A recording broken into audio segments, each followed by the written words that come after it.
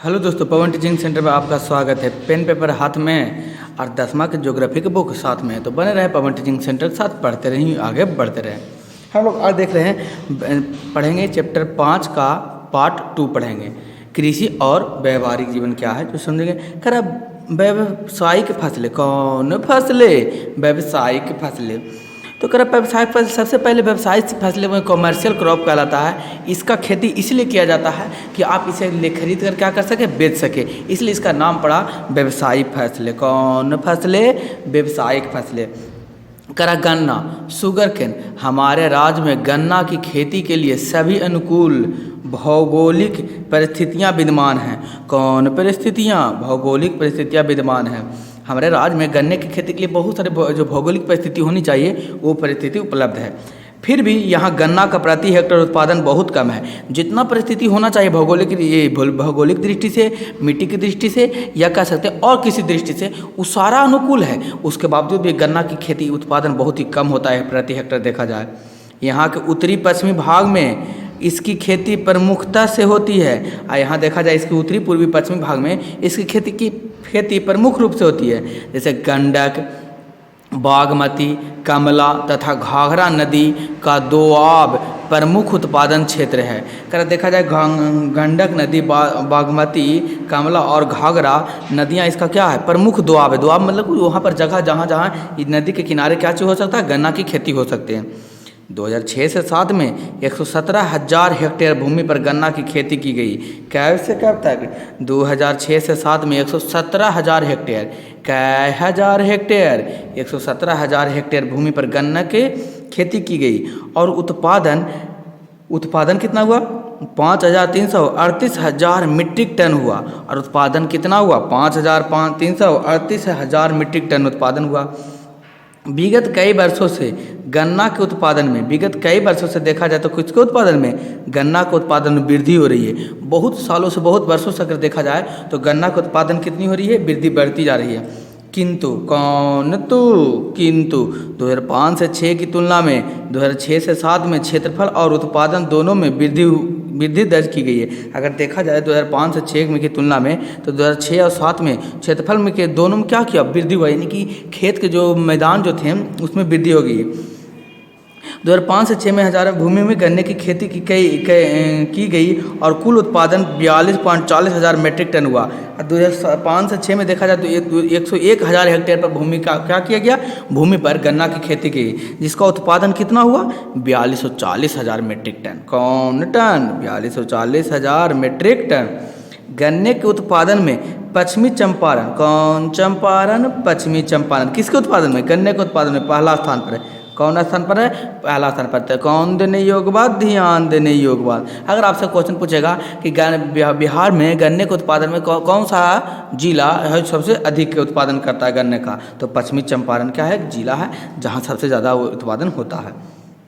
जबकि दूसरे और तीसरे स्थान पर क्रमशः गोपालगंज और पूर्वी चंपारण जिला है। और दूसरे स्थान पर देखें गोपालगंज और तीसरे स्थान पर क्या देते? चंपारण है। तो यही बात पर आप नीचे कमेंट बॉक्स में हमें लिख के बताइए कि चावल में बिहार में सबसे ज़्यादा चावल कौन सा जिला में उत्पादन होता है, और दूसरा स्थान किसका? गेहूँ। उसी प्रकार से गेहूँ का भी आप उत्पादन बता दीजिए कि कौन से राज्य में गेहूँ का उत्पादन होता है अधिक मात्रा में, और पहला स्थान पर कौन है, दूसरा स्थान पर कौन सा जिला है, और तीसरा स्थान पर कौन सा जिला है। बिहार के जिले के बारे में कर रहे हैं।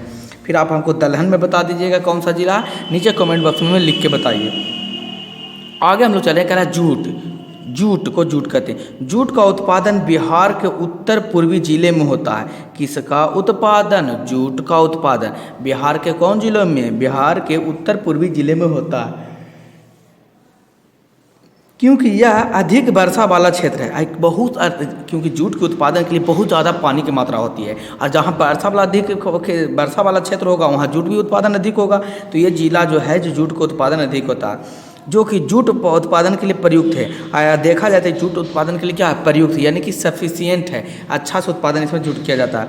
संपूर्ण देश का 8%, कै प्रतिशत? 8%। कितने देश का? संपूर्ण देश का 8% जो होता है, संपूर्ण देश का 8% जूट उत्पादन बिहार में होता है। बिहार में पूरा भारत में अगर 100 kg जूट उत्पादन होता है तो 8 kg जूट उत्पादन कहाँ होता है? बिहार में होता है, यानी 8% होता है।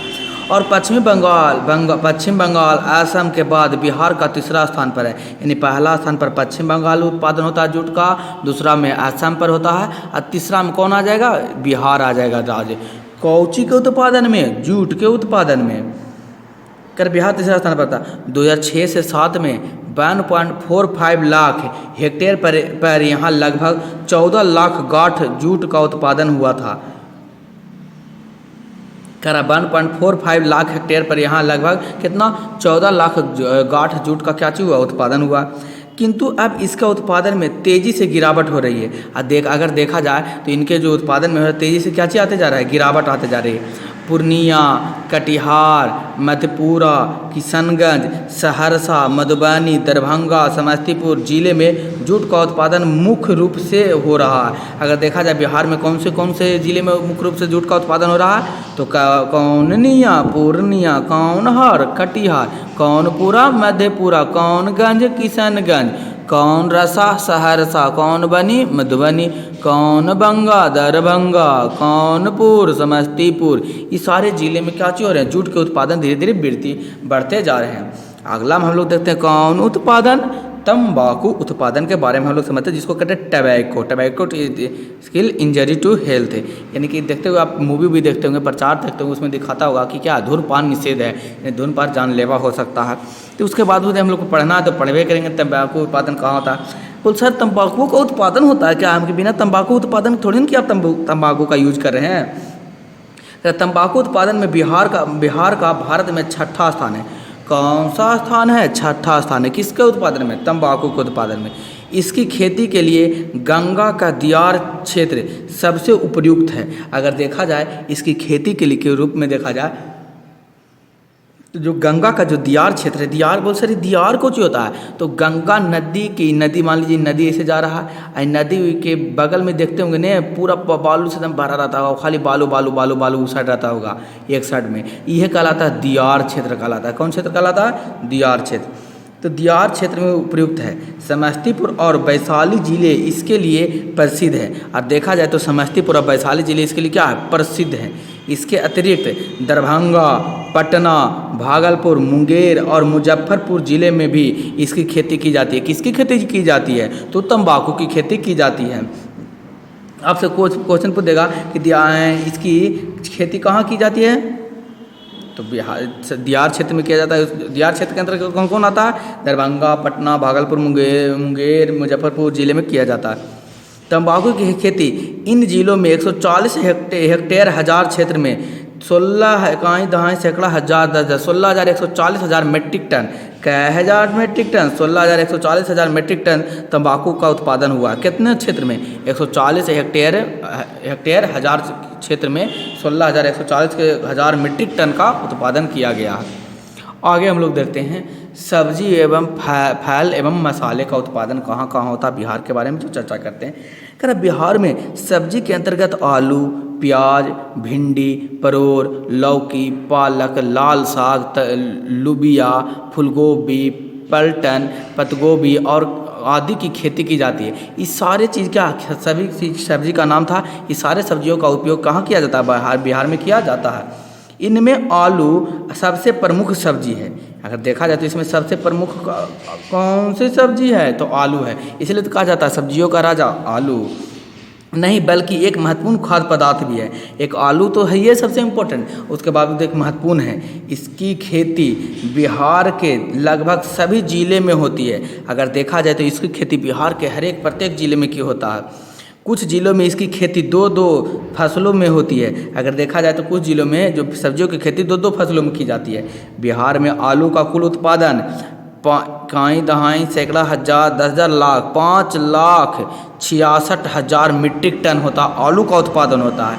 और 1,68,000 हेक्टेयर भूमि पर खेती की जाती है।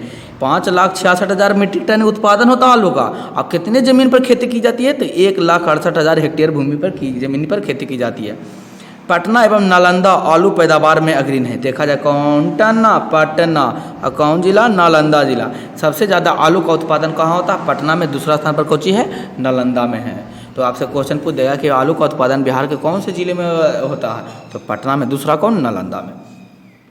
प्याज की खेती भी मुख्य रूप से पटना एवं नालंदा जिले में भी की जाती है। अगर देखा जाए तो प्याज की खेती भी कहाँ किया जाता है बिहार में? पटना और नालंदा जिला में ही किया जाता है। नवादा, गया और जहानाबाद में भी प्याज की खेती बड़े स्तर पर की जाती है। मुख्य रूप से पटना और नालंदा में होता है, और भी जिले, कुछ जिले हैं जहाँ पर प्याज की खेती की जाती है, जैसे नवादा, गया और जहानाबाद में भी की जाती है। जहाँ प्याज का कुल उत्पादन 3,55,000 मीट्रिक टन है। कै लाख? 3,55,000 मीट्रिक टन है प्याज का उत्पादन। अन्य सब्जियों की खेती बड़े पैमाने पर गंगा, गंडक एवं बागमती के दियार क्षेत्र में होता है, और बहुत सारे खेती होते हैं अन्य सब्जियों की खेती दियार क्षेत्र में की जाती है। और कौन से, किसके दियार के, यानी कि किसके नज़दीक में? गंडक नदी, गंगा नदी और बागमती नदी के किनारे पर किया जाता है।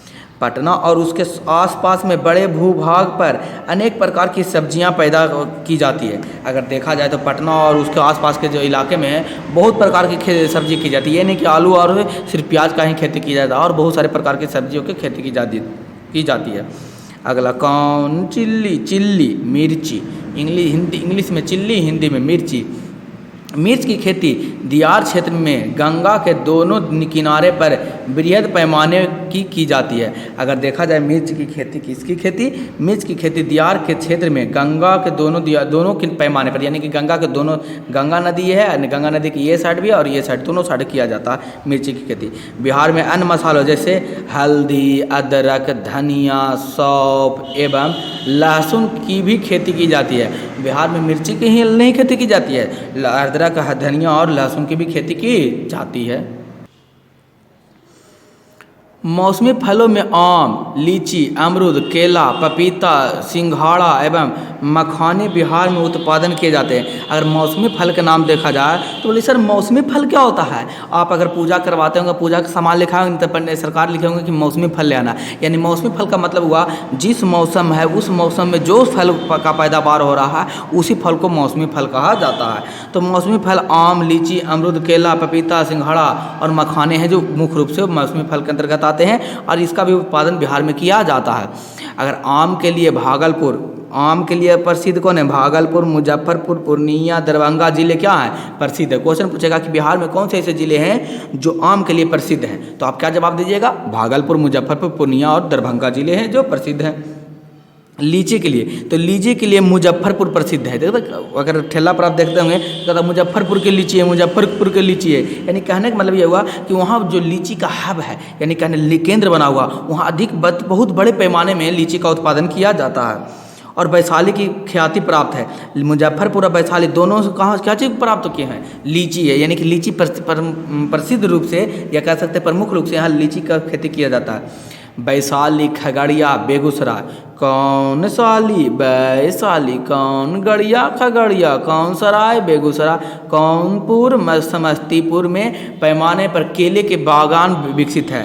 तो क्वेश्चन पूछेगा कि केला का कहाँ प्रसिद्ध है? तो वैशाली, खगड़िया, बेगूसराय और समस्तीपुर में केले के अधिक उत्पादन किया जाता है, या कह सकते हैं अधिक पैदावार किया जाता है, इसका बगीचा ही है। तो मखाने के लिए मधुबनी, किसके लिए मधुबनी प्रसिद्ध है? मखाने के लिए मधुबनी, दरभंगा जिला क्या है? प्रसिद्ध है, यानी कि मखाना सबसे ज़्यादा अधिक कहाँ पैदावार होता है?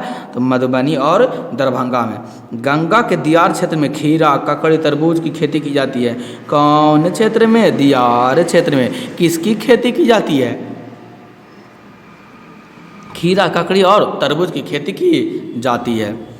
अगर देखा जाए कृषि की समस्याएं, हम तो देख लिए कि कौन कौन सा खेती कहाँ कब कब पैदावार किया जाता है, कौन कौन से किसके अंतर्गत आते हैं और कौन से जिले किस कृषि के लिए प्रसिद्ध हैं, जिसके बारे में हम लोग चर्चा कर लिए। आगे हम लोग चर्चा करेंगे कृषि की समस्या। कृषि तो हो रहा था, लेकिन क्या कृषि करने में भी कोई सी समस्या का सामना करना पड़ता है? तो हाँ, बहुत सारी समस्याओं का सामना करना पड़ता है। तो कौन सी समस्याओं का सामना करना पड़ता है सर? हम देखिए आगे चलते हैं।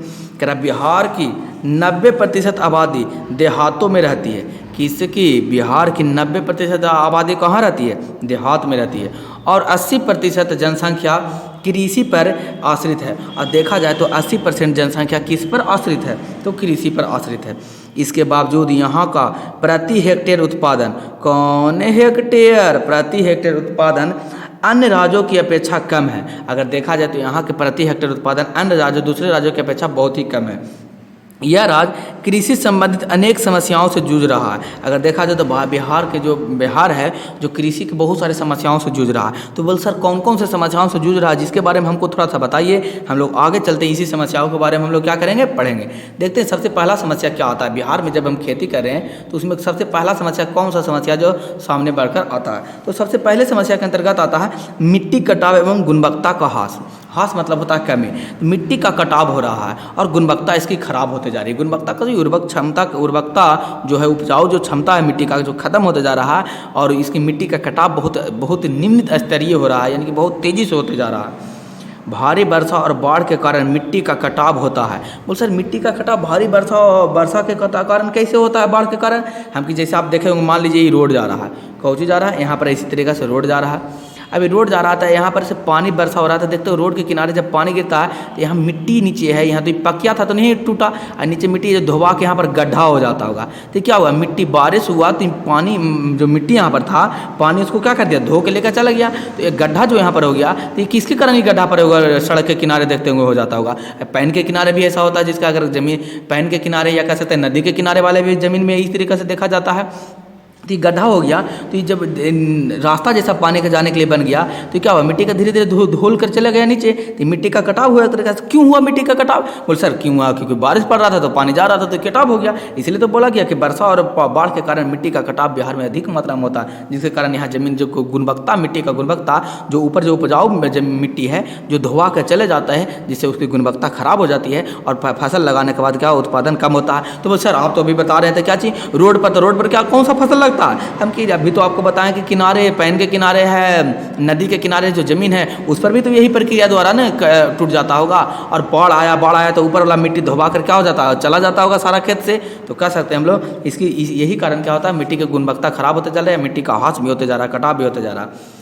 साथ ही बरसों में से लगातार रासायनिक खादों के उपयोग से भी मिट्टी का ह्रास हुआ है। अगर देखा जाए तो हम लोग खेती जब करते हैं इस तरीक़ा से, इसमें खेती करने के लिए, पैदावार बढ़ाने के लिए यहाँ पर क्या करते हैं, बहुत सारे अधिक मात्रा में उर्वरक का प्रयोग करते हैं, जिसके कारण क्या हो रहा है, मिट्टी की जितनी भी गुणवत्ता है, वो जो उपजाऊ है, जो उर्वरक हैं, जिसमें हुम्स जो पैदा हो रहा है, सारा फसल को, क्योंकि अधिक से अधिक हम लोग खेती कर रहे हैं तो फसल के द्वारा सारा गुणवत्ता को खत्म किया जा रहा है, जिससे मिट्टी आने वाला समय में धीरे धीरे क्या हो जाएगा, ज़्यादा खेती किया जाए। इसी प्रकार से अगर चलते रहा, अधिक खेती करते रहें और उसमें खाद उर्वरकता का प्रयोग अधिक मात्रा में करते रहें, तो एक समय ऐसा आ जाएगा कि सारा ज़मीन क्या हो जाएगा, बंजर हो जाएंगे। कह रहा दूसरी समस्या, बोले सर ऐसी बात है, ये सारी समस्या हैं कि हाँ ये सारी समस्या हैं। बोले सर दूसरी समस्या क्या है, घटिया बीजों का प्रयोग। अब घटिया बीजों का प्रयोग क्या है, ये भी एक प्रकार का कृषि का क्या कारण समस्या है। उच्च कोटि के बीज का उपयोग नहीं होने के कारण प्रति एकड़ उपज अन्य राज्यों की अपेक्षा कम है। बिहार में क्या होता है, पूंजी कम है, लोगों किसान के पास पैसे कम है, जिसके कारण वह उच्च किस्म के बीज ना लगाकर निम्न किस्म के बीज लगाते हैं, यानी कि कम पैसे वाले लागत वाला बीज लगाते हैं, जिसके कारण क्या होता है कि पैदावार कम, प्रति हेक्टेयर पैदावार कम हो जाता है, खेती उतना नहीं हो रहा, किसान को लग रहा है तो हम सारा मेहनत उतना ही कर रहे हैं, फिर उसके बावजूद भी पैदावार कम हो रहा है, जिसके कारण कह सकते हैं कि ये भी एक बहुत बड़ी समस्या है कृषि के लिए, बिहार में कृषि का। तीसरा अगर देखा जाए तो कह रहा खेतों का छोटा आकार। किसका आकार, खेतों का कौन आकार, छोटा आकार। हमारे राज्य में खेतों का आकार छोटा और जिसके कारण वैज्ञानिक पद्धति से खेती संभव नहीं हो पाती है। हमारे खेत में देखते होंगे, हमारे बिहार राज्य में जो छोटे छोटे खेत का प्लॉट है, जिसमें बढ़िया से वैज्ञानिक तरीके से हल नहीं चलाया जा सकता है, उसमें श्री विधि द्वारा लगाया नहीं सकता, क्योंकि छोटे छोटे खेत में, बड़े बड़े खेतों में जो मशीनीकरण टेक्नोलॉजी के कारण होता है, जो आलू रोपाई है, तो छोटे खेत में किस तरीके से मशीन से आलू रोपा सकते हैं। अगर कटवाई करना, धान को कटाई करना, तो छोटे खेत में कैसे आप धान की कटवाई कर सकते हैं, नहीं करवा सकते हैं। तो ट्रैक्टर घूमेगा ही नहीं, जो मशीन है वो भी नहीं चल पाएगा, तो हो पाएगा, नहीं हो पाएगा, जिसके कारण भी ये भी एक छोटा आकार होने के कारण भी खेती में हम लोग पिछड़ापन है और आगे भी पिछड़ेपन रहेंगे। और जहाँ बड़े बड़े किसान हैं, बड़े बड़े खेत है, प्लॉट है, वहाँ पर सारा काम की मशीन से हो रहा है, जिसके कारण हम लोग अधिक से अधिक उत्पादन भी कर रहे हैं। कौन वाली डिबिया, हरी वाली डिबिया। अरे क्या आप जानते हैं, डू यू नो, बिहार का भौगोलिक क्षेत्रफल 93.6 लाख हेक्टेयर है, जिसमें 64 लाख हेक्टेयर बाढ़ ग्रसित है। सोचिए बिहार के जितना भी 93.6 लाख हेक्टेयर क्या है, 93.6 लाख हेक्टेयर भूमि है, जिसमें 64 लाख हेक्टेयर क्या है, बाढ़ ग्रसित, यानी बार बार बाढ़ आ जाता है, जिसमें बढ़िया से खेती नहीं हो पाता। तो कितना बड़ा बचा, तो 93.6 में से आप क्या घटाइए, 64 घटा दीजिए, तो 64 आप घटा दीजिएगा तो कितना बचेगा, 6 पॉइंट कितना, 13 में से 4 गया, 9 4 13, 9 और बच गया क्या इतना, ये बचा 8, 8 में से गया 2, तो 29.9 ही लाख हेक्टेयर पर क्या हो पा रहा है, खेती हो रहा है, कृषि हो पा रहा है बढ़िया तरीक़ा से। अगला का देखा जाए, अगला पॉइंट में करा बिहार का कुल भौगोलिक क्षेत्र 59.36% ही केवल बुआई क्षेत्र में आता है और 40% से अधिक कृषि क्षेत्र अनुपयोगी रह जाता है। अब भारत में जितने, बिहार में जितने भी हैं जो भौगोलिक क्षेत्र से जहां खेती किया जा सकता है उसका मात्र 59.36% ही कृषि योग्य है। अब बाकी जो क्या है अनुपयोगी है, कोई भी उसमें उपयोग किया नहीं जा रहा है, यानी कि बंजर है या कह सकते हैं उसमें उपयोगी कृषि लायक उसको बनाया नहीं जा पाया। बिहार में 9.41 लाख हेक्टेयर भूमि जल जमाव ग्रस्त है। अगर देखा जाए बिहार में जितनी भी भूमि है 9.41 लाख हेक्टेयर है, उसमें जल जमाव है, यानी जल जमा हुआ जिसके कारण उस पर खेती नहीं किया जा सकता।